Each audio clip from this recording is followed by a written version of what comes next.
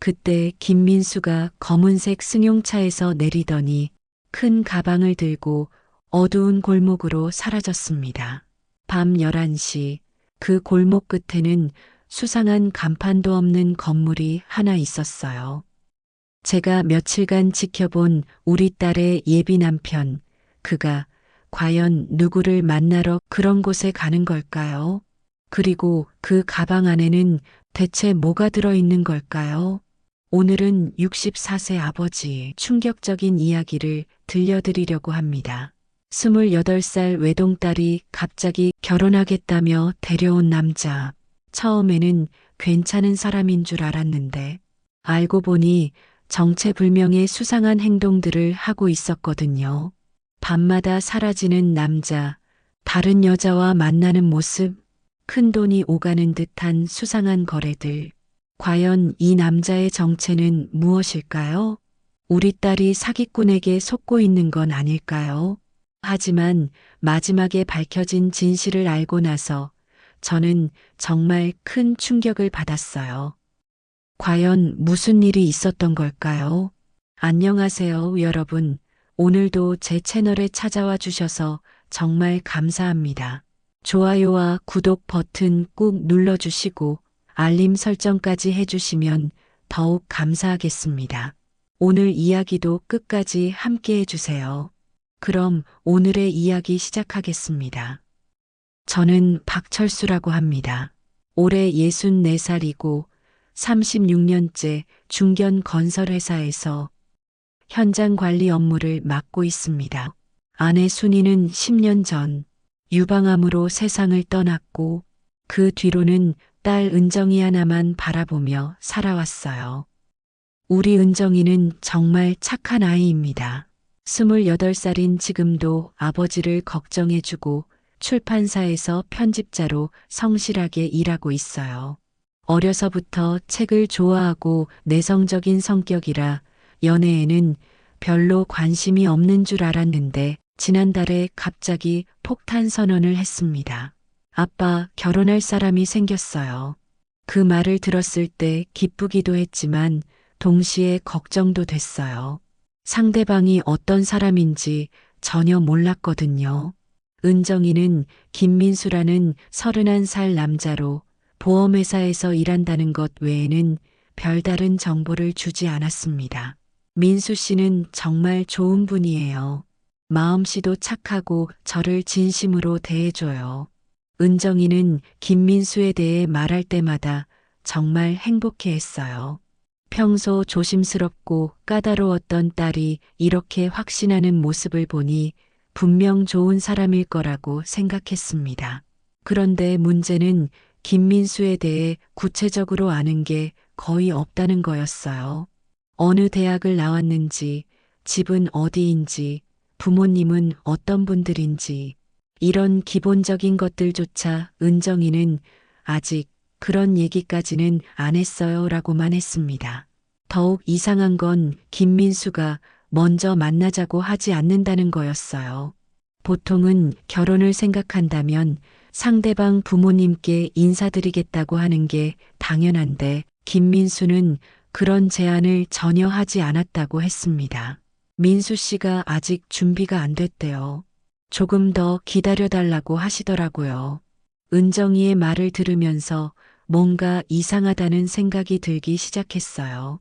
혹시 김민수에게 숨기고 있는 뭔가가 있는 건 아닐까? 결혼을 망설이게 만드는 문제가 있는 건 아닐까? 그래서 저는 결심했습니다. 직접 김민수라는 사람이 어떤 인물인지 알아보기로 한 거예요. 은정이한테는 비밀로 하고 말이죠. 첫 번째 단서는 김민수가 다니는 회사였어요. 한국생명보험이라고 했으니까 그곳에 가서 보험 상담을 받는 척하면서 김민수를 만나볼 수 있을 거라고 생각했습니다. 화요일 오후 반차를 내고 한국생명보험 본사로 향했어요. 강남에 있는 큰 빌딩이었는데 12층 고객상담센터에서 김민수를 지명해서 상담을 받았습니다. 처음 본 김민수는 나쁘지 않은 인상이었어요. 키 175cm 정도의 단정한 모습, 예의 바른 말투로 보험 상담을 해줬습니다. 적어도 겉으로 보기에는 괜찮은 사람 같았어요. 하지만 상담을 받으면서 이상한 점을 하나 발견했습니다. 김민수가 자꾸 시계를 보면서 조급해하는 것 같았거든요. 그리고 핸드폰이 진동할 때마다 신경 쓰는 기색이 역력했습니다. 죄송한데 잠깐만요. 김민수가 핸드폰을 확인하더니 급하게 어디론가 전화를 걸었어요. 목소리를 낮춰서 대화했는데 제가 들은 몇 마디가 상당히 의미심장했습니다. 아직 시간이 더 필요해. 네, 알고 있어요.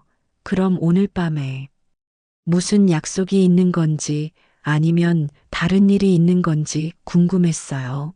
상담이 끝난 후 김민수는 서둘러 제게 인사하고 다른 업무가 있다며 자리를 떴습니다. 그날 저녁 집에 돌아와서 은정이에게 슬쩍 물어봤어요. 김민수가 요즘 바쁜 일이 있는지 말이에요. 네, 요즘 야근을 많이 한대요. 새로운 프로젝트 때문이래요. 은정이의 대답을 들으면서 뭔가 석연치 않다는 생각이 들었어요. 그래서 다음날 저녁에 김민수의 퇴근 시간에 맞춰 회사 앞에서 기다려보기로 했습니다.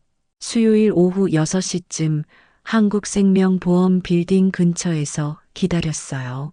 다른 직원들은 하나둘 퇴근하는데 김민수는 보이지 않았습니다. 야근한다는 말이 맞는 것 같았어요. 그런데 8시가 넘어서야 김민수가 나타났는데 이상한 점이 있었어요. 회사 정문이 아니라 옆쪽 비상구로 나온 거였습니다. 그리고 평소 차림과 달리 모자를 깊숙이 눌러 쓰고 있었어요. 더욱 이상한 건 김민수가 지하철역으로 가지 않고 근처 주차장으로 향한 거였어요. 거기서 검은색 승용차에 탔는데 그 차는 김민수 소유가 아닌 것 같았습니다. 운전석에 다른 사람이 앉아 있었거든요. 저는 급하게 택시를 잡아 그 차를 따라갔어요. 차는 강남을 벗어나 강북 쪽으로 향했습니다. 30분 정도 가니까 을지로 근처에 좀 오래된 상가 지역에 도착했어요. 김민수가 내린 곳은 간판도 제대로 안 보이는 허름한 건물이었습니다. 밤 9시가 넘은 시간인데 그 건물에는 불빛이 켜져 있었어요. 김민수는 큰 가방을 들고 그 건물 안으로 들어갔습니다. 제가 멀리서 지켜보고 있는데 약 1시간 후에 김민수가 나왔어요. 그런데 들어갈 때와 달리 가방을 들고 있지 않았습니다. 분명히 그 건물에 뭔가를 두고 온 것 같았어요. 김민수는 다시 그 검은 차에 타고 어디론가 갔는데 이번에는 놓쳐버렸습니다. 택시 기사가 신호등에 걸려서 따라갈 수 없었거든요. 집에 돌아와서 계속 그 장면이 머릿속에 맴돌았어요. 밤늦게 수상한 건물에 가서 가방을 두고 오는 김민수의 모습이 너무 이상했습니다. 과연 그 가방 안에는 뭐가 들어 있었을까? 왜 그런 곳에 갔을까? 다음날 목요일에도 같은 시간에 기다려봤어요. 이번에는 김민수가 정문으로 나왔지만 역시 모자를 깊숙이 눌러 쓰고 있었습니다. 그리고 또 다른 사람이 운전하는 차에 탔어요. 이번에는 홍대 근처로 갔는데 김민수가 내린 곳은 작은 카페였습니다. 저도 따라 들어가서 구석자리에 앉았어요. 김민수는 이미 앉아서 기다리고 있던 여자와 만났습니다. 그 여자는 20대 후반으로 보였는데 꽤 예쁘고 세련된 옷차림을 하고 있었어요. 김민수와 진지하게 대화하는 모습이었는데 가끔 김민수가 봉투 같은 걸 건네주는 것 같았습니다. 두 사람의 대화를 들으려고 했지만 거리가 너무 멀어서 잘 들리지 않았어요. 다만 여자가 가끔 고맙다는 표현을 하고 김민수가 걱정하지 말라는 식으로 손짓하는 모습은 볼 수 있었습니다. 1시간 정도 만난 후 두 사람이 헤어졌는데 여자가 김민수에게 뭔가 간절하게 부탁하는 것 같았어요. 김민수도 진지하게 고개를 끄덕이며 약속하는 모습이었고요. 그 광경을 보면서 제 머릿속이 복잡해졌습니다. 혹시 김민수가 다른 여자와 바람을 피우는 건 아닐까? 아니면 더 복잡한 문제에 연루된 건 아닐까? 우리 은정이는 전혀 모르고 있을 텐데 그날 밤 잠을 이룰 수가 없었어요. 김민수가 다른 여자와 만나는 모습이 자꾸 떠올랐거든요. 그 여자는 대체 누구일까? 왜 김민수가 봉투를 건네줬을까? 그리고 무엇보다 우리 은정이는 이런 사실을 알고 있을까? 다음 날 금요일 아침, 평소보다 일찍 출근한 은정이가 기분 좋게 콧노래를 부르는 모습을 봤어요. 분명히 김민수와 통화를 한 것 같았습니다. 딸이 이렇게 행복해하는데 혹시 제가 잘못 본 건 아닐까 하는 생각도 들었어요.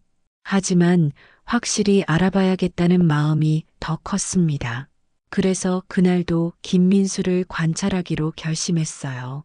오후에 또 반차를 내고 한국생명보험 빌딩 근처에 갔습니다. 이번에는 점심시간에 김민수가 어떻게 행동하는지 보려고 했어요. 정오쯤부터 빌딩 앞에서 기다렸는데 김민수가 나오지 않았습니다. 1시간을 기다려도 보이지 않아서 혹시 다른 출구로 나갔나 싶어 건물을 한 바퀴 돌아봤어요. 그런데 뒤쪽 직원 전용 출입구에서 김민수를 발견했습니다. 또 다른 사람과 함께 급하게 어디론가 향하고 있었어요. 이번에는 나이가 꽤 들어 보이는 중년 남자였는데 양복을 입고 있지만 뭔가 딱딱하고 무서운 인상이었습니다. 두 사람이 근처 주차장으로 가서 검은색 외제차에 탔어요. 저도 급하게 택시를 타고 따라갔습니다. 차는 이번에도 강북 쪽으로 향했는데 을지로를 지나 청계천 근처에 더욱 오래된 상가 지역에 멈췄어요. 김민수가 내린 곳은 금융상담소라는 간판이 걸린 작은 사무실이었습니다. 하지만 그 간판은 너무 낡고 오래되어서 제대로 된 금융업체인지 의심스러웠어요. 창문에는 신문지가 붙어 있어서 안이 보이지도 않았습니다. 김민수와 그 중년 남자가 사무실에 들어간 후 약 40분 동안 나오지 않았어요. 그 사이에 몇몇 다른 사람들도 그 사무실을 드나들었는데 모두 뭔가 다급하고 불안한 표정들이었습니다. 드디어 김민수가 나왔을 때 표정이 심각해 보였어요. 그리고 손에는 또 다른 봉투를 들고 있었습니다. 중년 남자와 악수를 나누고 헤어진 후 김민수는 혼자 지하철을 타고 어디론가 갔어요. 저는 그 금융상담소 앞을 지나가면서 슬쩍 간판을 자세히 봤습니다. 개인금융상담, 급전대출, 신용회복 이런 문구들이 적혀 있었어요. 뭔가 정상적인 금융업체 같지 않았습니다. 그날 오후에는 김민수가 회사로 돌아가는 대신 다른 곳으로 향했어요. 이번에는 강남역 근처의 고급 카페였습니다. 거기서 또 다른 여자를 만났는데 어제 봤던 여자와는 다른 사람이었어요. 이 여자는 더 나이가 많아 보였고 명품 핸드백을 들고 있었습니다. 김민수와 만나자마자 뭔가 다급하게 이야기하기 시작했어요. 저는 멀리서 지켜보면서 입술 모양으로 대화 내용을 추측해 보려고 했습니다. 여자가 김민수에게 뭔가 간절하게 부탁하는 것 같았고 김민수는 난처한 표정을 지으며 고개를 저었어요. 그러다가 결국 김민수가 지갑에서 카드를 꺼내서 여자에게 건네줬습니다. 그 광경을 보는 순간 제 혈압이 확 올랐어요. 김민수가 다른 여자에게 신용카드를 빌려주다니 이건 정말 심각한 문제였습니다. 혹시 김민수가 여러 여자들과 동시에 교제하면서 금전적으로 이용당하고 있는 건 아닐까? 두 사람이 헤어진 후 김민수의 뒷모습을 보면서 정말 답답했어요. 이런 남자와 우리 은정이가 결혼한다고? 절대 안 되겠다는 생각이 들었습니다. 집에 돌아와서 은정이를 자세히 관찰해 봤어요. 혹시 김민수의 이상한 행동들을 눈치채고 있는지 말이에요. 하지만 은정이는 여전히 행복해 보였습니다. 아빠, 민수 씨가 내일 토요일에 저랑 데이트하기로 했어요. 은정이가 기뻐하며 말하는 걸 들으니 더욱 복잡한 심정이 들었어요. 딸은 이렇게 순수하게 좋아하는데 그 남자는 뒤에서 온갖 수상한 일들을 하고 있다니. 은정아, 민수 씨가 요즘 많이 바쁘다던데 괜찮아? 네, 새로운 프로젝트 때문에 야근도 많이 하고 힘들어해요. 그래도 저를 위해서 시간을 내주려고 하더라고요. 은정이의 말을 들으면서 김민수가 거짓말을 하고 있다는 걸 확신했어요. 야근이 아니라 다른 여자들을 만나고 수상한 금융업체를 드나들고 있었거든요. 그날 밤 잠들기 전에 곰곰이 생각해 봤어요. 김민수의 정체가 뭘까? 사기꾼일까? 아니면 도박에 빠져서 빚을 지고 있는 걸까? 여러 여자들에게서 돈을 받아서 갚고 있는 건 아닐까? 토요일 아침, 은정이가 예쁘게 차려입고 나가는 모습을 보면서 마음이 아팠어요. 이렇게 순수한 딸이 나쁜 남자에게 속고 있을 생각을 하니 참을 수가 없었습니다. 은정아, 민수 씨랑 어디 가는 거야? 홍대에서 만나서 영화도 보고 저녁도 먹기로 했어요. 조심해서 다녀와. 늦지 말고. 네, 아빠도 집에서 쉬세요. 은정이가 나간 후 저는 결심했어요. 오늘은 김민수가 은정이와 데이트하는 모습을 직접 지켜보겠다고 말이에요. 과연 은정이 앞에서도 그런 수상한 행동을 하는지 확인해야 했습니다. 오후 2시쯤 홍대로 향했어요. 은정이가 민수 씨와 2시 반에 만나기로 했다고 했으니까 미리 가서 기다리고 있으면 두 사람을 볼 수 있을 거라고 생각했습니다. 홍대 입구역 근처에서 1시간 정도 기다리니까 은정이가 나타났어요. 평소보다 화장도 진하게 하고 새 옷도 입고 있었습니다. 정말 설레는 것 같았어요. 잠시 후 김민수도 나타났는데 은정이를 만날 때와 다른 여자들을 만날 때의 표정이 확실히 달랐어요. 은정이 앞에서는 정말 자연스럽고 다정해 보였습니다. 혹시 제가 잘못 본 건 아닐까 하는 생각이 들 정도였어요. 두 사람이 함께 걸어가면서 손을 잡고 이야기하는 모습을 멀리서 지켜봤습니다. 김민수가 은정이를 배려하는 모습들, 문을 열어주고 길을 건널 때 보호해주는 모습들이 진심처럼 보였어요. 그런데 두 사람이 카페에 들어간 후 약 30분쯤 지났을 때였어요. 김민수의 핸드폰이 울렸는지 김민수가 급하게 전화를 받더니 표정이 심각해졌습니다. 김민수가 은정이에게 뭔가 말하더니 잠깐 나간다고 하면서 카페 밖으로 나왔어요. 저는 급하게 숨어서 김민수의 전화 통화를 엿들어 봤습니다. 지금은 안 돼. 내가 바쁘다고 했잖아. 알겠어. 그럼 밤에 연락할게. 김민수가 누군가와 짜증스럽게 통화하는 모습을 봤어요. 분명히 은정이가 모르는 다른 약속이나 일이 있다는 얘기였죠. 전화를 끊고 카페로 돌아간 김민수는 다시 은정이 앞에서 밝은 표정을 지었어요. 마치 아무 일도 없었다는 듯이 말이에요. 그 모습을 보면서 김민수가 얼마나 연기를 잘하는지 알 수 있었습니다. 두 사람이 영화관으로 향할 때도 계속 따라가면서 지켜봤어요. 김민수는 은정이와 함께 있을 때는 정말 모범적인 남자친구 같았습니다. 하지만 제가 본 다른 모습들을 생각하면 이 모든 게 연기일 수도 있었어요. 영화가 끝나고 두 사람이 저녁 식사를 하러 갈 때 김민수가 또 한 번 핸드폰을 확인했어요. 그리고 은정이한테 회사에서 급한 연락이 와서 일찍 들어가 봐야겠다고 말했습니다. 은정이는 아쉬워하면서도 이해한다며 김민수를 보내줬어요. 하지만 김민수가 은정이와 헤어진 후 어디로 갔는지 저는 알고 있었습니다. 또 다른 약속이 있었던 거죠. 김민수가 은정이와 헤어진 후 어디로 갔는지 확인하기 위해 뒤를 따라갔어요. 예상대로 김민수는 지하철을 타고 강북으로 향했습니다. 이번에는 어제와 다른 곳이었어요. 도착한 곳은 신촌 근처의 허름한 다세대 주택 지역이었어요. 김민수가 들어간 건물은 외관상 낡고 오래되어 보였는데 2층에만 불이 켜져 있었습니다. 간판도 없고 뭐 하는 곳인지 알 수 없었어요.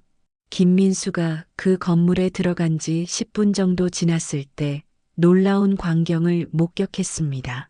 어제 카페에서 봤던 그 명품 핸드백을 든 여자가 나타난 거예요. 그 여자도 같은 건물에 들어갔습니다. 이게 무슨 일일까요? 김민수와 그 여자가 은밀한 장소에서 만난다는 얘기였잖아요. 제 머릿속이 복잡해지기 시작했어요. 혹시 김민수가 우리 은정이를 속이면서 다른 여자와 불륜을 저지르고 있는 건 아닐까? 1시간 넘게 기다렸는데도 둘 다 나오지 않았어요.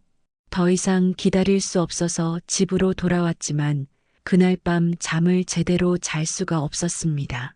일요일 아침 은정이가 평소보다 늦게 일어나더니 피곤해 보였어요. 어제 김민수와의 데이트가 일찍 끝났다고 했는데 왜 이렇게 피곤해 보이는 걸까요? 은정아, 어제 민수 씨와 재미있게 놀았어? 네. 그런데 민수 씨가 회사 일 때문에 일찍 헤어졌어요. 은정이의 대답을 들으면서 김민수가 거짓말했다는 걸 다시 한번 확신했어요. 회사 일이 아니라 다른 여자를 만나러 간 거였는데 말이에요. 그날 오후에 저는 충격적인 발견을 하게 됐습니다. 인터넷으로 김민수에 대해 검색해 보기로 한 거예요.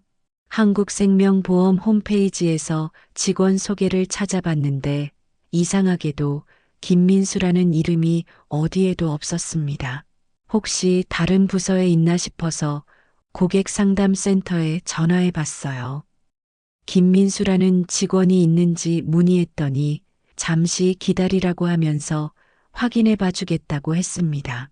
10분 정도 후에 온 답변은 충격적이었어요.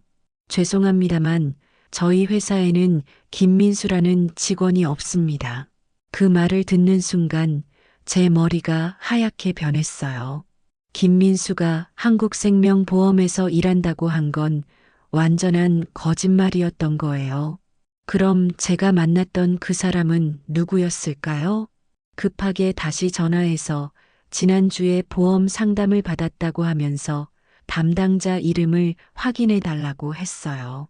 제 이름으로 상담 기록을 찾아보겠다고 하더니 역시 그런 기록이 없다는 답변이 돌아왔습니다. 이제 확실해졌어요. 김민수는 한국생명보험 직원이 아니었고 제게 보험 상담을 해준 것도 가짜였던 거예요. 그럼 그는 대체 누구이고 무슨 목적으로 우리 은정이에게 접근한 걸까요? 더 충격적인 사실을 알아보기 위해 그동안 김민수가 드나들었던 곳들을 다시 찾아가 보기로 했어요. 먼저 을지로에 있던 그 허름한 건물부터 가봤습니다. 낮에 가서 보니 그 건물은 폐업한 상태였어요. 문에는 임대 스티커가 붙어 있었고 관리사무소 전화번호가 적혀 있었습니다. 관리사무소에 전화해서 물어보니 그 건물은 3달 전부터 비어 있다고 했어요. 그럼 김민수가 밤에 그 건물에 들어간 건 뭐였을까요? 혹시 불법적인 일을 하고 있는 건 아닐까? 다음으로 청계천 근처의 금융상담소도 찾아가 봤어요. 그런데 그곳도 마찬가지였습니다. 간판은 걸려 있지만 실제로는 영업을 하지 않는 상태였어요. 근처 상인에게 물어보니 1달 전에 갑자기 문을 닫았다고 했습니다. 거기 원래 뭐 하는 곳이었나요? 글쎄요, 정확히는 모르겠는데 사람들이 자주 드나들긴 했어요. 그런데 뭔가 수상해 보였죠. 상인의 말을 들으니 더욱 의심스러웠어요. 김민수가 영업하지도 않는 가짜 금융 상담소를 드나들었다는 얘기였거든요. 집에 돌아와서 인터넷으로 더 조사해 봤어요. 김민수라는 이름으로 각종 사이트를 검색해 봤는데 놀라운 기사를 발견했습니다. 보이스피싱 조직원 김모 씨, 여성들 상대로 결혼 사기 혐의로 수배. 그 기사를 보는 순간 온몸에 소름이 돋았어요. 혹시 우리 은정이가 만나는 김민수가 그 사람인 건 아닐까? 기사에 나온 수법이 너무 비슷했거든요. 기사에 따르면 그 사기꾼은 가짜 신분으로 여성들에게 접근해서 결혼을 약속한 후 돈을 뜯어내는 수법을 써왔다고 했어요. 특히 출판사나 교육 관련 회사에 다니는 진지한 여성들을 주로 노렸다고 했습니다. 더욱 충격적인 건 그 사기꾼이 여러 명의 여성들과 동시에 교제하면서 각각에게서 돈을 받아냈다는 거였어요. 어떤 여성은 결혼 준비비 명목으로 2천만 원을 빼앗겼고 또 다른 여성은 사업자금 명목으로 3천만 원을 털렸다고 했습니다. 제가 며칠 동안 목격한 김민수의 행동들이 모두 설명되기 시작했어요. 여러 여자들과 만나는 것, 수상한 건물들을 드나드는 것, 가짜 직장을 다닌다고 거짓말하는 것, 모든 게 결혼 사기꾼의 수법과 일치했습니다. 그런데 가장 무서운 건 기사에 나온 사기꾼의 나이가 30대 초반이고 키와 체격이 김민수와 비슷하다는 거였어요. 물론 사진은 없었지만 너무 많은 부분이 일치해서 우연이라고 보기 어려웠습니다. 그날 밤 은정이가 집에 들어왔을 때 평소와 다른 점을 발견했어요. 새로운 목걸이를 하고 있었거든요. 예쁘고 비싸 보이는 목걸이였는데 은정이가 평소 쓰던 액세서리와는 스타일이 달랐어요. 은정아, 목걸이 예쁘네. 새로 산 거야? 아, 이거요? 민수 씨가 선물해 주셨어요. 김민수가 선물을 줬다는 말에 섬뜩함을 느꼈어요. 혹시 그 목걸이도 다른 피해자들에게서 뜯어낸 돈으로 산 건 아닐까? 아니면 다른 여성이 준 걸 재활용하는 건 아닐까? 언제 받은 거야? 오늘 오후에 만났을 때요. 갑자기 주면서 평소에 고맙다고 하더라고요. 은정이의 말을 듣고 더욱 확신했어요. 김민수가 점점 더 본격적으로 은정이를 속이려고 하고 있다는 걸 말이에요. 선물을 주는 것도 사기꾼들이 흔히 쓰는 수법이었거든요.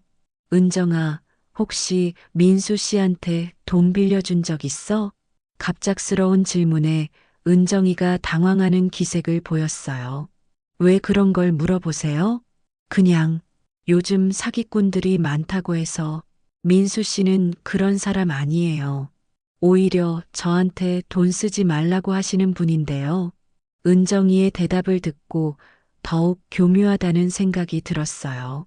처음에는 돈을 받지 않는 척 하다가 나중에 큰 돈을 요구하는 것도 사기꾼들의 전형적인 수법이었거든요.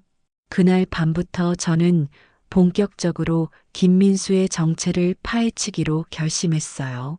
우리 은정이가 사기꾼에게 속기 전에 진실을 밝혀내야 했습니다.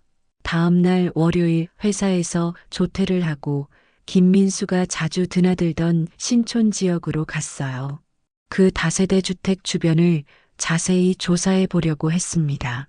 건물 근처에서 기다리다가 관리인으로 보이는 아저씨를 만나게 됐어요. 아저씨, 혹시 이 건물 2층에 누가 살고 있나요? 2층이요? 거기는 한 달 전부터 새로 들어온 젊은 남자가 살아요. 그런데 좀 이상해요. 뭐가 이상한데요? 밤에만 들어오고 낮에는 거의 안 보여요. 그리고 여자들이 자주 찾아와요. 서로 다른 여자들이. 관리인의 말을 듣고 김민수가 그곳을 사기 활동의 거점으로 사용하고 있다는 확신이 들었어요. 여러 여성들을 그곳으로 불러서 만나고 있었던 거죠. 그 다음날 화요일, 저는 아예 하루 휴가를 냈습니다. 김민수의 정체를 확실히 밝혀내기 위해서였어요. 더 이상 우리 은정이가 사기꾼에게 속는 걸 지켜볼 수는 없었거든요. 아침 7시부터 김민수가 살고 있다는 신촌 다세대 주택 앞에서 대기했어요. 과연 김민수가 어떤 패턴으로 움직이는지, 누구와 만나는지 하루 종일 지켜보려고 했습니다. 오전 9시쯤 김민수가 나타났어요. 평소와 달리 캐주얼한 옷차림이었고 큰 배낭을 메고 있었습니다. 어디로 가는 걸까 궁금해서 멀리서 따라갔어요. 김민수는 지하철을 타고 강남으로 향했습니다. 그런데 도착한 곳이 의외였어요. 강남역 근처에 큰 은행이었거든요. 김민수가 은행에 들어가는 모습을 보면서 혹시 대출을 받으러 가는 건 아닐까 하는 생각이 들었습니다. 1시간을 기다려도 김민수가 나오지 않았어요. 은행 업무가 그렇게 오래 걸릴 리는 없는데 이상했습니다. 혹시 다른 출구로 나갔나 싶어서 은행을 한 바퀴 돌아봤지만 김민수는 보이지 않았어요. 결국 은행 안으로 들어가서 찾아봤는데 김민수가 VIP 고객 상담실에 들어가 있는 걸 발견했습니다. 유리창 너머로 보니 상담사와 진지하게 이야기하고 있었어요. 뭔가 중요한 서류들을 주고받는 것 같았습니다. 2시간이 넘게 기다린 후에야 김민수가 나왔어요. 표정이 심각해 보였고 손에는 두꺼운 서류 봉투를 들고 있었습니다. 혹시 대출 서류인가 싶어서 더욱 의심스러웠어요. 김민수는 은행에서 나온 후 바로 택시를 타고 어디론가 갔습니다. 저도 급하게 다른 택시를 잡아서 따라갔어요. 도착한 곳은 서초동의 한 법무사 사무소였습니다. 민경 법무사 사무소라는 간판이 걸린 작은 건물이었어요. 김민수가 그곳에 들어가는 걸 보면서 더욱 수상하다는 생각이 들었습니다. 사기꾼이 법적 문제로 법무사를 찾는 건 아닐까요? 법무사 사무소에서도 1시간 넘게 머물렀어요. 나올 때는 또 다른 서류들을 들고 있었습니다. 김민수의 표정이 이전보다 더욱 어두워 보였어요. 점심시간이 되자 김민수는 근처 식당에서 혼자 식사를 했어요. 스마트폰을 보면서 뭔가 계속 확인하고 있었는데 가끔 한숨을 쉬는 모습도 보였습니다. 뭔가 큰 문제에 휘말려 있는 것 같았어요. 오후에는 더욱 충격적인 장면을 목격했습니다. 김민수가 강남의 한 고급 카페에서 또 다른 여자와 만난 거예요. 이번에는 40대 중반으로 보이는 여자였는데 명품 옷을 입고 있었습니다. 두 사람의 대화를 들어보려고 가까이 갔는데 여자가 김민수에게 뭔가 화를 내는 것 같았어요. 언제까지 이런 식으로 할 거예요? 여자의 목소리가 꽤 컸어서 들을 수 있었습니다. 조금만 더 기다려주세요. 곧 해결될 거예요. 김민수가 다급하게 대답했지만 여자는 만족하지 못하는 표정이었어요. 이미 약속한 시간이 훨씬 지났잖아요. 더 이상 기다릴 수 없어요. 그 대화를 듣고 김민수가 그 여자에게 뭔가 약속을 하고 지키지 못하고 있다는 걸 알 수 있었어요. 아마 돈과 관련된 문제인 것 같았습니다. 결국 여자가 화를 내며 자리를 떠났고 김민수는 혼자 남아서 머리를 감싸 안고 있었어요. 정말 곤란한 상황에 처해 있는 모습이었습니다. 그 광경을 보면서 확신했어요. 김민수는 분명히 여러 여자들에게서 돈을 받고 갚지 못해서 쫓기고 있는 상황이었습니다. 그리고 우리 은정이도 그 다음 타겟이 될 가능성이 높았어요. 오후 늦게 김민수는 또 다른 곳으로 향했습니다. 이번에는 을지로의 한 노래방 건물이었어요. 하지만 노래를 하러 간 게 아니라 그 건물 지하에 있는 작은 사무실로 들어갔습니다. 대부업체라는 간판이 희미하게 보였어요. 김민수가 사채업체를 찾아간 거였습니다. 이제 정말 확실해졌어요. 김민수는 돈에 쪼들려서 불법 대출까지 받고 있는 상황이었던 거예요. 사채업체에서 나온 김민수의 표정은 더욱 어두웠습니다. 아마 돈을 빌리지 못했거나 아니면 더 큰 이자를 요구받았을 가능성이 높았어요. 그날 저녁 집에 돌아와서 은정이를 자세히 관찰해 봤습니다. 혹시 김민수가 돈을 요구하기 시작했는지 확인해 보려고 했어요. 은정아, 요즘 민수 씨 어때? 괜찮아 보여? 네. 그런데 요즘 좀 힘들어해요. 회사 일이 복잡하다고 하더라고요. 역시 김민수가 은정이에게도 거짓말을 하고 있었어요. 회사 일이 아니라 빚 문제 때문에 힘들어하는 거였는데 말이에요. 혹시 민수 씨가 돈이 힘들다는 얘기 한 적 없어? 은정이가 잠깐 망설이더니 고개를 끄덕였어요. 사실 며칠 전에 갑자기 큰 돈이 필요하다고 하더라고요. 그 말을 들은 순간 제 혈압이 확 올랐습니다. 드디어 김민수가 본색을 드러내기 시작한 거였어요. 얼마나 달라고 했는데? 1,000만 원이요. 회사에서 새로운 사업을 시작하는데 보증금이 필요하다고. 1,000만 원이라니. 김민수가 우리 은정이에게서 뜯어내려는 금액이 상당했어요. 그것도 회사 사업 보증금이라는 그럴듯한 핑계로 말이에요. 그래서 뭐라고 했어? 저도 그렇게 큰 돈은 없다고 했죠. 그랬더니 민수 씨가 괜찮다면서 다른 방법을 찾아보겠다고 하더라고요. 다행히 은정이가 돈을 빌려주지는 않았지만 김민수가 포기하지 않을 거라는 게 분명했어요. 분명히 다른 방법을 생각하고 있을 거였습니다. 은정아, 혹시 민수 씨가 다른 이상한 제안하면 아빠한테 꼭 말해. 알겠지? 네. 근데 왜 그런 말씀을 하세요? 요즘 사기꾼들이 많다고 해서 조심하라는 뜻이야. 그날 밤 잠들기 전에 인터넷으로 결혼 사기 수법들을 더 자세히 조사해 봤어요. 정말 다양한 방법들이 있었는데 김민수가 쓰고 있는 수법과 거의 일치했습니다. 특히 충격적이었던 건 사기꾼들이 여러 여성들과 동시에 교제하면서 각각에게서 다른 이유로 돈을 뜯어낸다는 거였어요. 어떤 여성에게는 사업자금, 다른 여성에게는 병원비, 또 다른 여성에게는 가족 문제로 돈이 필요하다고 거짓말하는 거죠. 그리고 마지막에는 결혼 준비비 명목으로 큰 돈을 요구한 다음 사라진다고 했습니다. 김민수도 분명히 그런 시나리오를 계획하고 있을 거라고 생각했어요. 수요일에는 더욱 충격적인 사실을 발견했습니다. 김민수가 우리 집 근처까지 와서 주변을 돌아다니는 걸 목격한 거예요. 오후에 집 근처 마트에 갔다가 우연히 김민수를 봤는데 혼자서 우리 동네를 구경하고 있었습니다.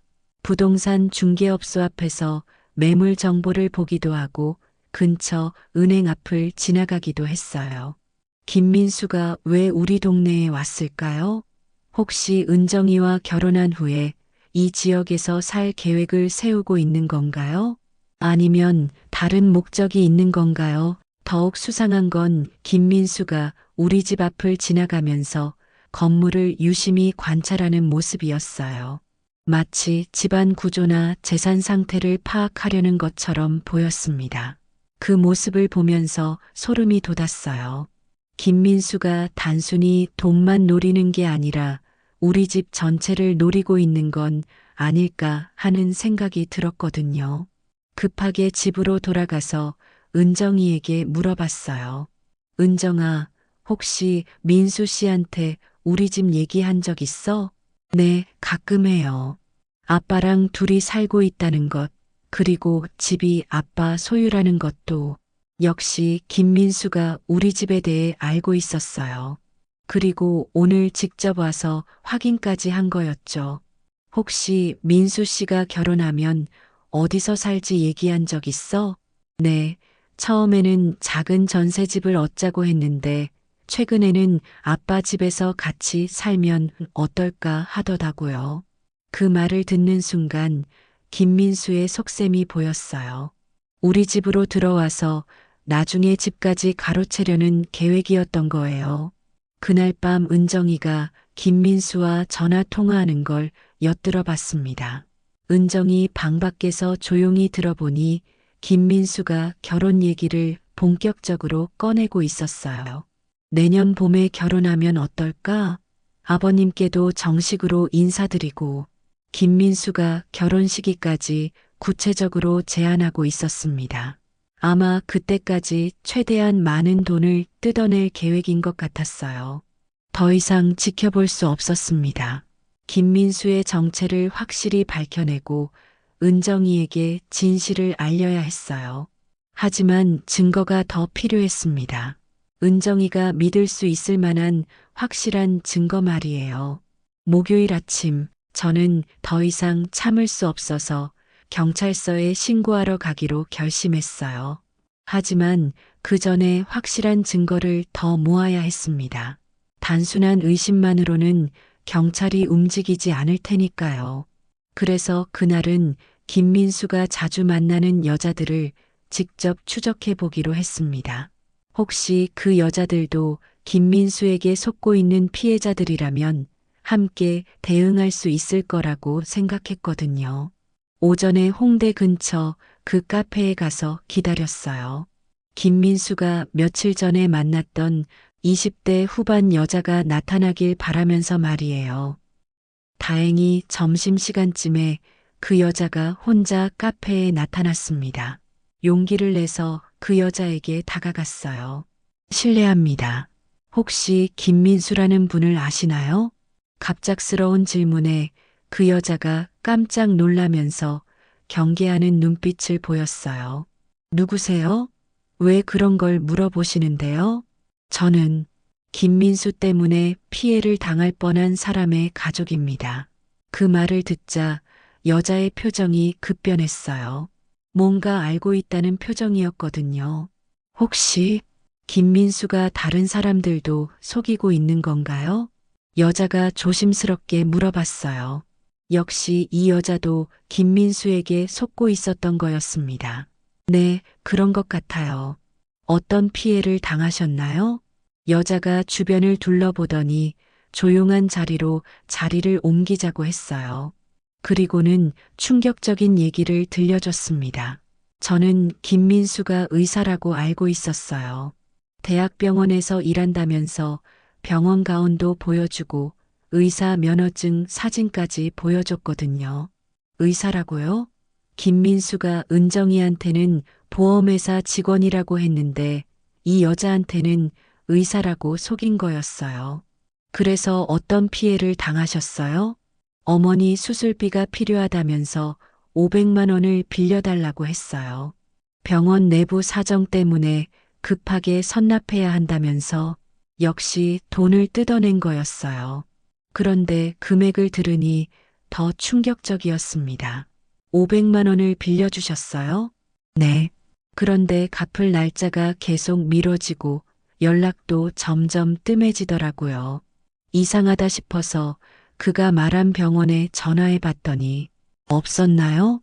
네, 그런 의사는 없다고 하더라고요. 그제서야 속았다는 걸 깨달았어요. 그 여자의 얘기를 듣고 김민수가 정말 전문적인 결혼 사기꾼이라는 걸 확신할 수 있었어요. 각각 다른 직업으로 속이면서 여러 여자들에게서 돈을 뜯어내고 있었던 거였죠. 혹시 다른 여자들도 있는 것 같나요? 아마 있을 거예요. 제가 우연히 본 건데 김민수가 다른 여자와 만나는 걸 목격했거든요. 그때는 그냥 친구인 줄 알았는데 그 여자도 저처럼 김민수를 의심하기 시작한 거였어요. 저는 그 여자와 연락처를 교환하고 함께 김민수의 정체를 밝혀내기로 약속했습니다. 그날 오후에는 더욱 충격적인 사실을 알게 됐어요. 그 여자가 자신의 친구를 통해 알아본 정보를 전화로 알려준 거였습니다. 김민수 실명이 아닐 수도 있어요. 제 친구가 사립탐정인데 김민수라는 이름으로는 그런 사람을 찾을 수 없다고 하더라고요. 가명까지 쓰고 있다니 김민수의 정체가 점점 더 미스터리해져 갔어요. 과연 그의 진짜 이름은 뭘까요? 그날 저녁 저는 은정이에게 조심스럽게 물어봤어요. 은정아, 혹시 민수 씨 주민등록증이나 신분증 본 적 있어? 아니요. 아직 그런 건 안 봤어요. 왜요? 그냥 궁금해서. 은정이도 김민수의 신분증을 본 적이 없다는 걸 확인했어요. 이것도 수상한 점 중 하나였습니다. 금요일에는 그 사립탐정 친구와 직접 만나보기로 했어요. 전문가의 도움을 받아야 김민수의 정체를 확실히 밝혀낼 수 있을 거라고 생각했거든요. 강남의 한 카페에서 만난 사립탐정은 20년 경력의 베테랑이었어요. 제가 김민수에 대해 알고 있는 모든 정보를 전달했더니 심각한 표정을 지었습니다. 이 사람 정말 위험한 것 같은데요. 제가 경험해본 전문 사기꾼들과 수법이 똑같아요. 사립탐정이 가져온 자료들을 보여주면서 설명해줬어요. 최근 몇 년간 이런 수법의 결혼 사기 사건들이 급증하고 있어요. 특히 여러 신분을 조작해서 동시에 여러 명을 속이는 조직적인 범죄가 많아졌죠. 조직적인 범죄요? 네, 혼자 하는 게 아니라 여러 명이 역할을 나눠서 하는 경우가 많아요. 가짜 회사 직원 행세를 도와주는 사람, 가짜 신분증을 만들어주는 사람, 돈 세탁을 도와주는 사람. 사립탐정의 말을 들으니 더욱 무서웠어요. 김민수가 단순한 개인 사기꾼이 아니라 조직적인 범죄에 연루된 사람일 수도 있다는 거였거든요. 이런 경우에는 피해자들이 생명의 위험까지 당할 수 있어요. 진실을 파헤치려다가 보복을 당하는 경우도 있고 그 말을 듣는 순간 온몸에 소름이 돋았어요. 우리 은정이가 위험에 처할 수도 있다는 얘기였잖아요.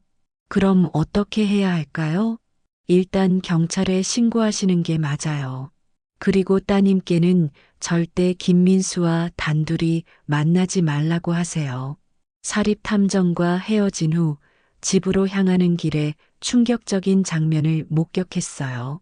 우리 집 근처에서 김민수가 또 다른 남자와 만나고 있는 거였습니다. 그 남자는 처음 보는 사람이었는데 건장한 체격에 무서운 인상이었어요. 두 사람이 골목에서 뭔가 비밀스럽게 대화하고 있었습니다. 멀리서 지켜보니 김민수가 그 남자에게 뭔가 보고하는 것 같았어요. 그리고 그 남자가 김민수에게 지시를 내리는 듯한 모습이었습니다. 정말 조직적인 범죄에 연루된 게 맞는 것 같았어요. 두 사람의 대화가 끝나고 헤어진 후 김민수가 우리 집 쪽으로 걸어오는 걸 봤어요. 혹시 은정이를 만나러 오는 건가 싶어서 급하게 집으로 뛰어갔습니다.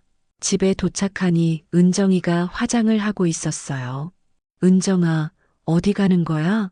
민수 씨가 갑자기 만나자고 해서요. 중요한 얘기가 있다고 하더라고요. 중요한 얘기라니.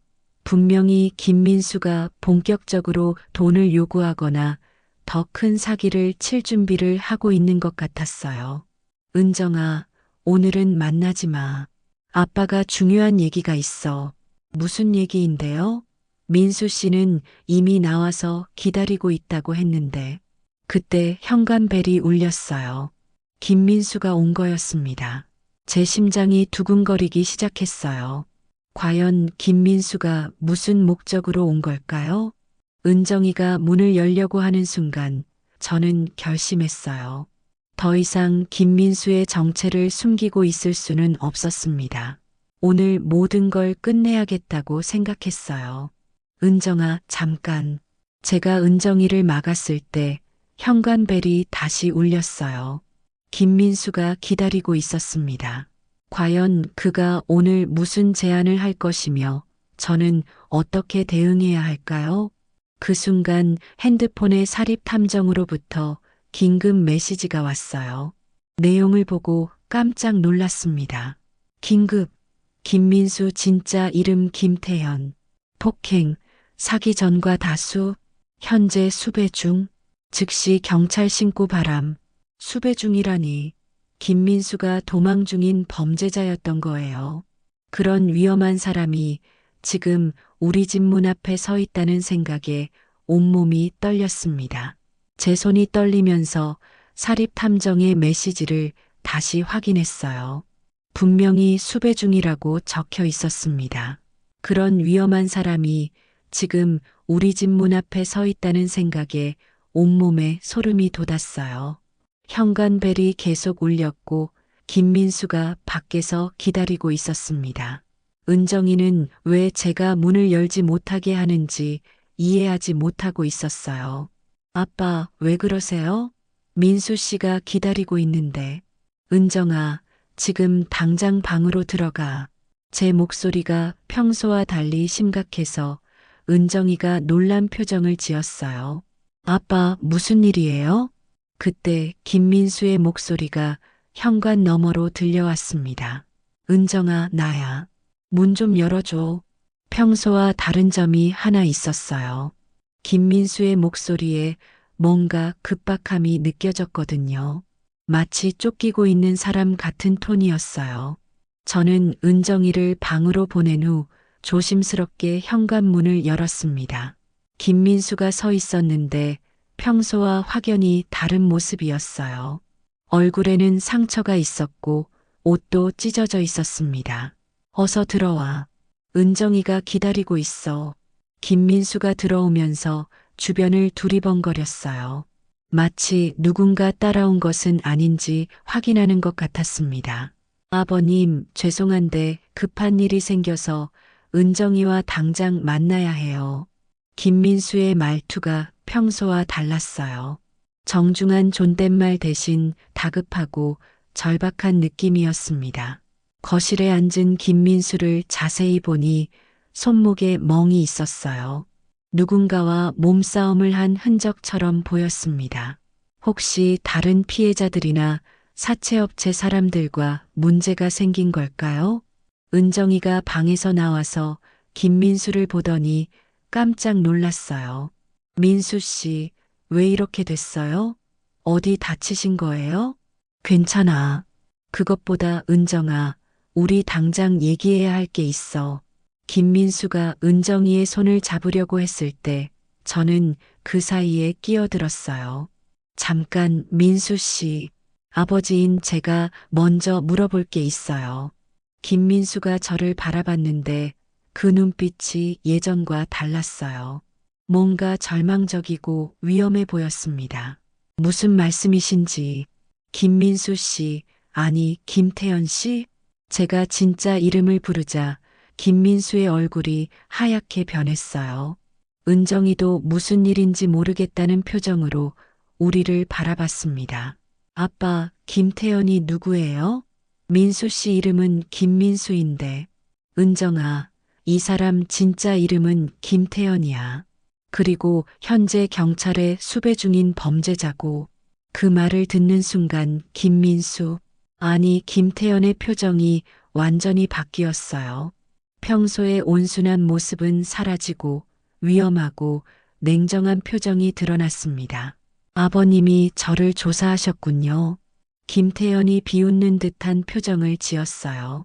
이제 더 이상 착한 남자친구 연기를 할 필요가 없다는 듯이 말이에요. 며칠 전부터 누군가 저를 따라다니는 것 같더니 아버님이셨군요. 역시 김태현도 제가 자신을 미행하고 있다는 걸 눈치채고 있었어요. 하지만 확신은 없어서 계속 연기를 했던 거였죠. 은정이가 상황을 이해하지 못하고 우리 사이를 왔다 갔다 바라봤어요. 아빠, 이게 무슨 일이에요? 민수 씨가 범죄자라니. 은정아, 이 사람은 너를 속인 거야. 보험회사 직원도 거짓말이고 결혼도 거짓말이야. 목적은 돈이었어. 제 말을 들은 은정이가 김태연을 믿을 수 없다는 표정으로 바라봤어요. 민수 씨, 이게 정말이에요? 김태연이 잠시 망설이더니 갑자기 웃기 시작했어요. 그런데 그 웃음이 소름 끼치도록 차가웠습니다. 이제 들켰으니 숨길 필요 없겠네요. 김태연이 본색을 드러내기 시작했어요. 평소에 정중하고 온화한 모습은 완전히 사라졌습니다. 맞아요. 저는 김민수가 아니라 김태연이에요. 그리고 한국생명보험 직원도 아니고. 은정이가 충격받은 표정으로 뒤로 물러났어요. 그럼 저랑 만난 것도 다 거짓말이었어요? 처음에는 그랬죠. 순진한 출판사 직원이 좋은 타겟이 될 것 같아서. 김태연의 냉정한 말에 은정이의 눈에 눈물이 맺히기 시작했어요. 하지만 김태연은 전혀 미안해하지 않는 표정이었습니다. 그런데 계획에 차질이 생겼어요. 아버님이 너무 깐깐하시더라고요. 김태연이 저를 노려보면서 말했어요. 원래는 은정이한테서 1,000만 원 정도만 뜯어내고 사라질 생각이었는데 이 나쁜 놈. 제가 참지 못하고 소리쳤을 때 김태연이 갑자기 일어나서 제게 다가왔어요. 아버님, 너무 화내지 마세요. 아직 끝난 게 아니거든요. 뭐라고? 사실 오늘 여기 온 이유가 따로 있어요. 김태연이 주머니에서 뭔가를 꺼내는 듯한 동작을 보였어요. 혹시 흉기인가 싶어서 긴장했는데 다행히 핸드폰이었습니다. 지금 밖에 제 동료들이 기다리고 있어요. 제가 신호를 보내지 않으면 여기로 들어올 거예요.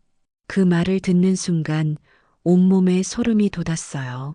정말 조직적인 범죄에 연루된 사람이었던 거예요. 현관벨이 또 울렸어요. 김태연이 말한 동료들이 온 걸까요? 아니면 다른 사람일까요? 김태연이 핸드폰을 확인하더니 이상한 표정을 지었어요. 뭔가 예상과 다른 상황인 것 같았습니다. 누가 온 거지? 김태연이 중얼거렸을 때 밖에서 큰 목소리가 들려왔어요. 경찰이다. 문 열어. 경찰이라니. 누가 신고한 걸까요? 김태연이 갑자기 저에게 소리쳤어요. 아버님, 제 말 좀 들어보세요. 그런데 그 순간 김태연의 목소리에서 뭔가 다른 느낌이 들었어요. 위협적인 톤이 아니라 마치 간절하게 뭔가를 호소하는 것 같았거든요. 제가 정말 범죄자가 맞다면 왜 경찰이 올 때까지 여기 있었겠어요? 김태연의 말에 뭔가 이상한 점이 있다는 생각이 들었어요. 정말 도망치려면 벌써 사라졌을 텐데. 현관문이 격하게 두드려지고 있었고 경찰들이 곧 들어올 것 같았어요. 과연 김태연의 정체는 무엇이며 이 상황은 어떻게 마무리될까요? 경찰이 문을 두드리는 소리가 점점 커졌어요. 김태연은 당황한 기색을 보였지만 도망치려 하지 않고 그 자리에 서 있었습니다. 정말 이상했어요. 수배 중인 범죄자라면 벌써 도망쳤을 텐데 말이에요. 아버님, 제발 제 말을 들어주세요. 김태연이 간절한 표정으로 말했어요. 저는 범죄자가 아니에요. 경찰이에요. 뭐라고? 제가 믿을 수 없다는 표정을 지었을 때 김태연이 주머니에서 뭔가를 꺼냈어요. 그런데 그건 경찰 신분증이었습니다. 강력계 김태연 형사입니다. 비밀 수사를 진행하고 있었어요. 그 말을 듣는 순간 제 머릿속이 하얗게 변했어요. 경찰이라고요? 그럼 지금까지 제가 본 모든 게. 현관문이 열리면서 경찰관들이 들어왔어요. 그런데 놀랍게도 그들이 김태연에게 경례를 했습니다. 김 형사님, 작전 완료됐습니다. 경찰관 중 한 명이 보고했어요. 드디어 조직 전체를 검거했습니다. 피해자들도 모두 안전하게 보호했고요. 김태연이 안도의 한숨을 쉬었어요. 수고하셨습니다. 몇 달간의 수사가 드디어 끝났네요. 그제야 상황이 이해되기 시작했어요. 김태현이 범죄자가 아니라 범죄를 잡는 경찰이었다는 거예요. 은정이가 혼란스러운 표정으로 김태현을 바라봤어요. 민수 씨, 아니, 태연 씨가 경찰이라고요? 네, 은정 씨 미안해요. 지금까지 속여서. 김태연이 은정이에게 진심 어린 사과를 했어요. 그럼 지금까지 모든 게 거짓말이었어요? 아니에요. 은정 씨를 좋아하는 마음만큼은 진짜였어요. 김태연의 말에 은정이의 눈에 다시 눈물이 맺혔어요. 하지만 이번에는 슬픔이 아니라 안도의 눈물이었습니다. 경찰관이 김태연에게 다가와서 설명했어요. 김 형사님이 몇 달간 위장 수사를 하면서 수집한 증거 덕분에 대규모 결혼 사기 조직을 완전히 해체했습니다. 결혼 사기 조직이요? 제가 물어보자 김태연이 고개를 끄덕였어요. 네, 아버님. 제가 만났던 여자들은 모두 그 조직의 피해자들이었어요. 그제야 모든 퍼즐이 맞춰지기 시작했어요. 홍대 카페에서 만난 여자는 500만 원을 털린 피해자였고, 강남 카페의 여자는 3천만 원을 잃은 피해자였어요. 그럼 왜 그 여자들에게 돈을 주는 것처럼 보였던 거죠? 피해 회복을 도와주고 있었어요. 조직에서 빼앗은 돈을 되찾아서 조금씩 돌려드리고 있었거든요. 김태연의 설명을 들으니 그동안 제가 본 모든 행동들이 다른 의미로 다가왔어요. 그럼 수상한 건물들은 조직의 거점들이었어요. 가짜 금융업체, 가짜 사무실들, 모두 사기에 이용되던 곳들이었죠. 사채업체는요? 그것도 조직과 연결된 곳이었어요. 피해자들을 더 옥죄기 위한 수법 중 하나였고, 저는 그들의 수법을 파악하기 위해 접근했던 거예요. 김태연의 설명을 들으면서 제가 얼마나 큰 오해를 했는지 깨달았어요. 그럼 한국생명보험은? 정말 죄송해요. 신분을 숨기기 위해 가짜 직업을 말할 수밖에 없었어요. 김태연이 미안한 표정을 지었어요. 위장 수사 중이라 진짜 신분을 밝힐 수 없었거든요. 혹시 조직에 들킬까봐. 그때 다른 경찰관이 다가와서 보고했어요. 김 형사님, 조직 보스도 체포했습니다. 그가 바로 김 형사님을 미행하라고 지시한 사람이었어요. 미행이요?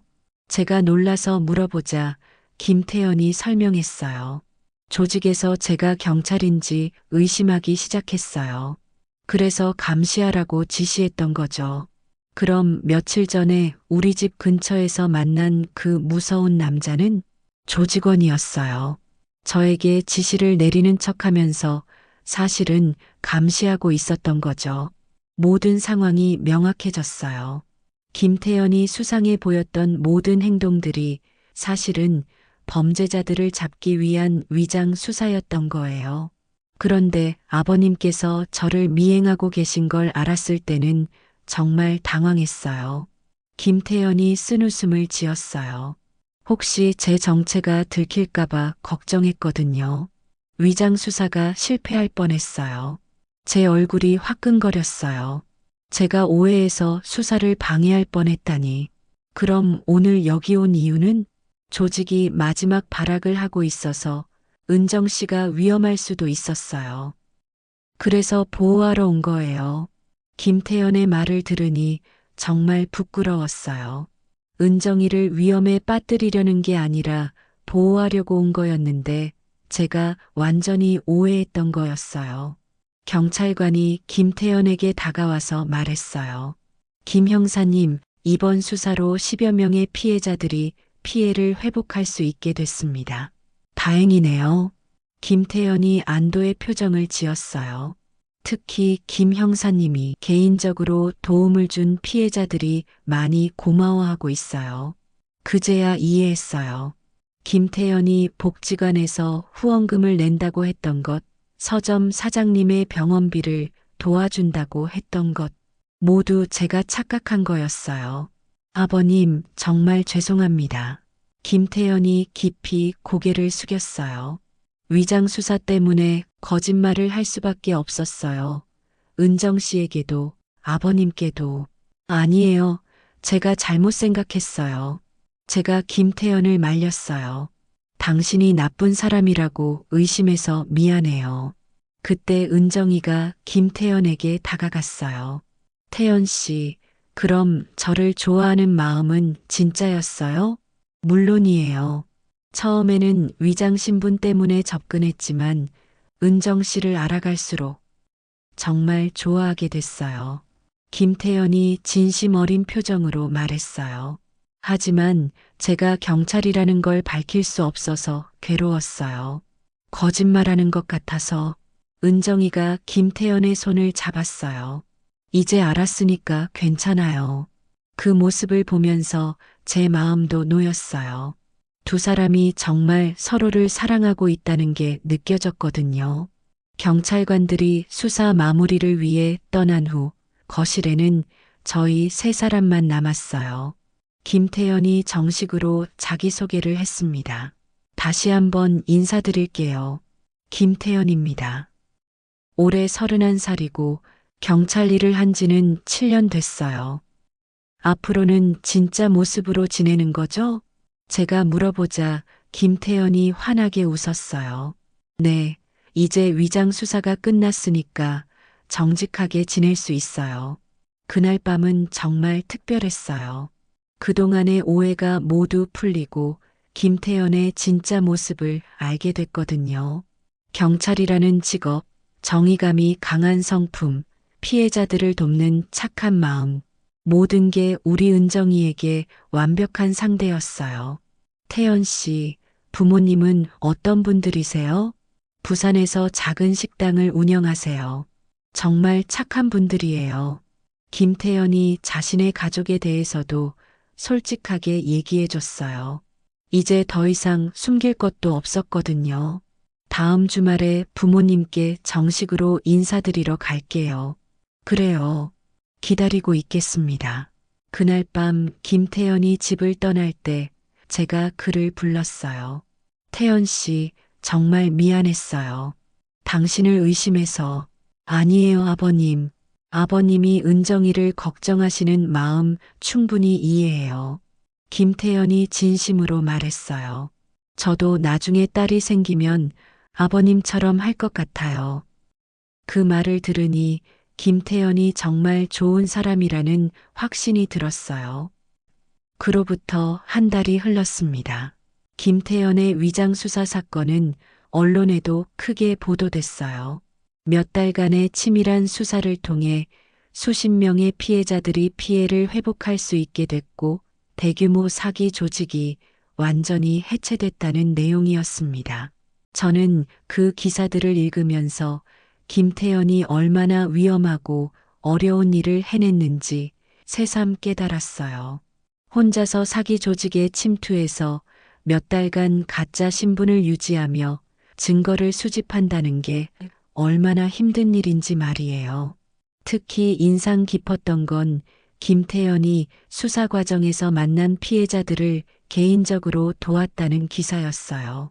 회수된 사기 자금을 되돌려주는 것 외에도 자신의 월급에서 생활비를 지원해주거나 상담을 해준 경우들이 많았다고 했습니다. 그 기사를 보면서 제가 김태연에 대해 얼마나 잘못 생각했는지 다시 한번 부끄러워졌어요. 복지관 후원금이나 서점 사장님 병원비 도움, 모든 게 제 착각이었던 거였거든요. 하지만 김태연의 진짜 선행들은 그보다 훨씬 더 크고 의미 있는 일들이었어요. 은정이와 김태연의 관계도 새롭게 시작됐습니다. 이제 더 이상 거짓말이나 숨김이 없으니까 훨씬 자연스럽고 편안해 보였어요. 김태연도 진짜 자신의 모습을 보여줄 수 있게 되어서 한결 밝아진 것 같았습니다. 주말마다 김태연이 집에 놀러 와서 저와 이야기하는 시간이 늘었어요. 경찰로서의 일상, 그동안의 위장 수사 경험담, 앞으로의 계획들, 진솔한 대화를 나누면서 김태연을 더 잘 알게 됐습니다. 특히 김태연이 경찰이 된 이유를 들었을 때는 정말 감동받았어요. 어렸을 때 사기를 당해 힘들어하시는 할머니를 본 경험이 있었다고 했습니다. 그때부터 나쁜 사람들을 잡아서 선량한 사람들을 보호하고 싶다는 꿈을 키워왔다고 했어요. 아버님, 저는 평생 이 일을 하고 싶어요. 은정이도 제 뜻을 이해해주고 있고요. 김태연의 말에서 신념과 의지가 느껴졌어요. 이런 사람이라면 우리 은정이를 평생 지켜줄 수 있을 거라는 생각이 들었습니다. 2달째 되던 어느 주말, 김태연이 부산에 계신 부모님을 모시고 왔어요. 정식으로 인사드리러 온 거였죠.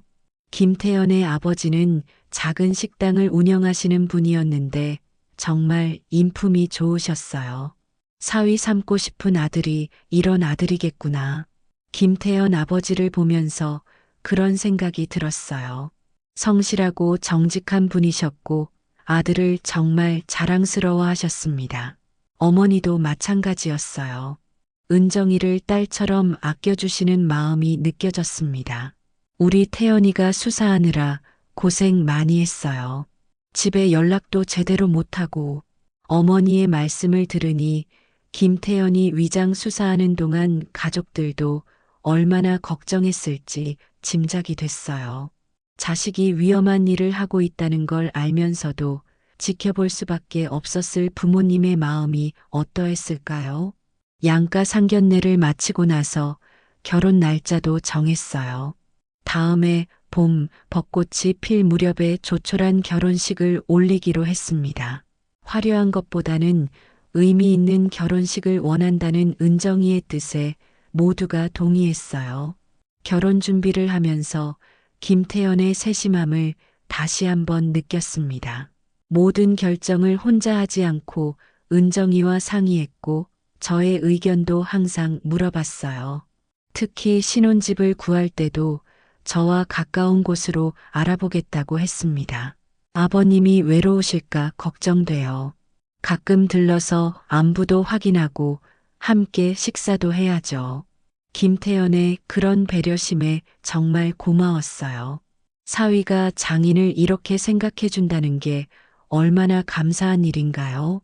겨울이 깊어가던 어느 날 김태연이 중요한 소식을 가져왔어요. 그동안의 수사 공로를 인정받아서 승진이 확정됐다는 거였습니다. 경사에서 경위로 승진하게 된 거였죠. 축하해요, 태연 씨. 진심으로 축하했어요. 위험을 무릅쓰고 정의를 위해 노력한 결과였으니까요. 감사합니다. 앞으로도 더 열심히 하겠습니다. 김태연의 대답에서 책임감이 느껴졌어요. 승진을 계기로 더욱 큰 포부를 갖고 있는 것 같았습니다. 새해가 되면서 본격적인 결혼 준비가 시작됐어요. 예식장 예약, 신혼여행 계획, 혼수 준비. 바쁘지만 행복한 시간들이었습니다. 은정이의 얼굴에는 항상 미소가 떠나지 않았어요. 특히 웨딩드레스를 고를 때는 정말 감동적이었어요.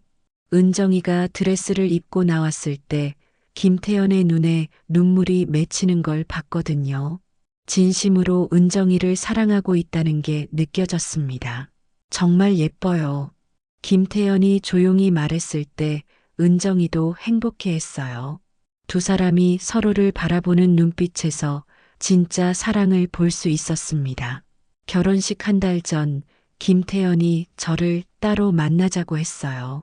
중요한 얘기가 있다면서 말이에요. 근처 커피숍에서 만났는데 김태연이 정말 진지한 표정이었습니다.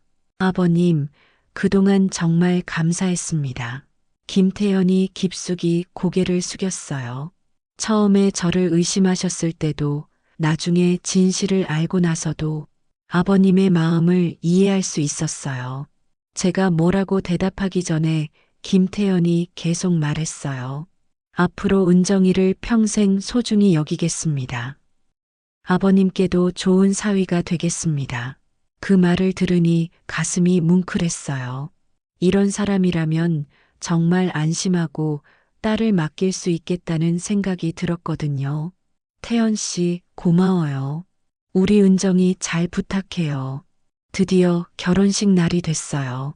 봄볕이 따뜻하게 내리쬐는 아름다운 날이었습니다. 은정이가 웨딩드레스를 입고 나타났을 때 제 눈에도 눈물이 맺혔어요. 우리 딸이 정말 아름다웠거든요.